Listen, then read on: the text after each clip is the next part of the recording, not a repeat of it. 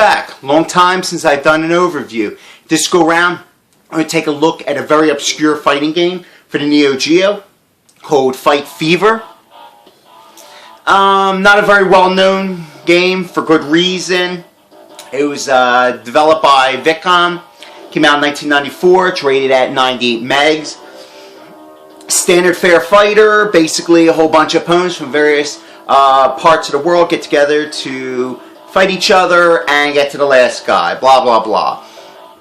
This game takes a lot of elements from Street Fighter 2, Art of Fighting, and what's the other game? Fatal Fury 2. So, yeah, let's just get into it, shall we?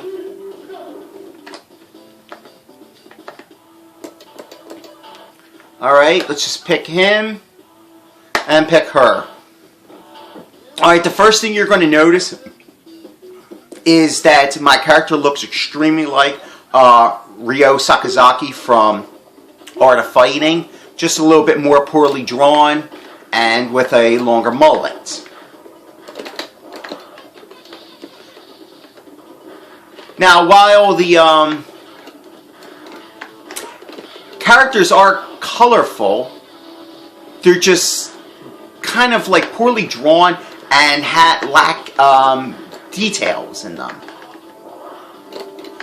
So the game comes off looking more like a Super Nintendo game than an actual Neo Geo game, which is quite unfortunate.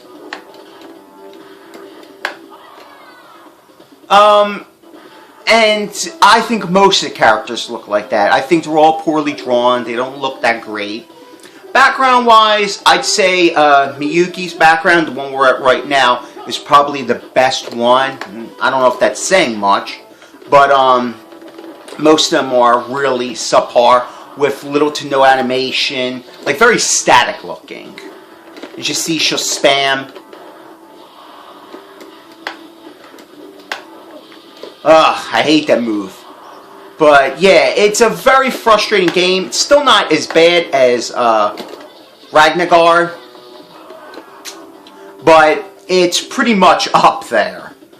The biggest thing with this game is the controls. And in any game, controls are very important, but especially in fighting games. And here you can't get any of the special moves to come out. And the enemies have priority. And the problem, though, is that it's making it very, like, how would they say, what's the word? Unplayable. Which, if a fighting game isn't playable, then it's really not a fighting game anymore. And it's not even worth really, you know, its time, money, etc. you put into it. That's why this game, as far as I know, only came out to Neo Geo MVS. I don't think it came out to any other platform. And like I said, for good reason. Like I said, compared to Ragnagar, this is better, but not by much. Like I said, the sound in here resembles a lot of Art of Fighting 2's, you know, sound effects, even down to the crowd cheering, is exactly like Art of Fighting 2. Which is not necessarily a bad thing, to be honest with you. This guy's going to spam the shit out of me. But the problem, though, is it's unoriginal.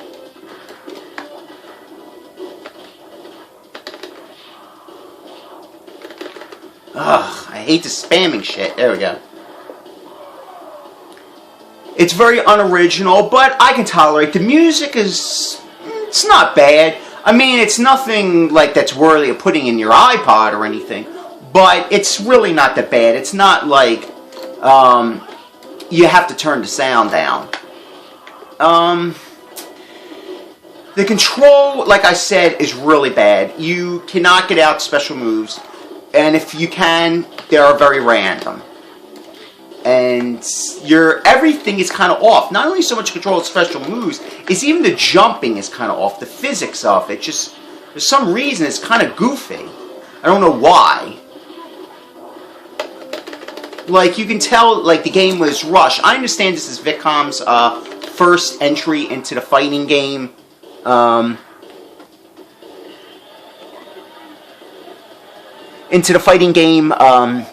would they say? Like, their first attempt. So I can live with certain things. But, you know, in any game, like I said, yeah, the control has to be right. If the control isn't right, then, you know, to me, it's a waste of time to even put the game out.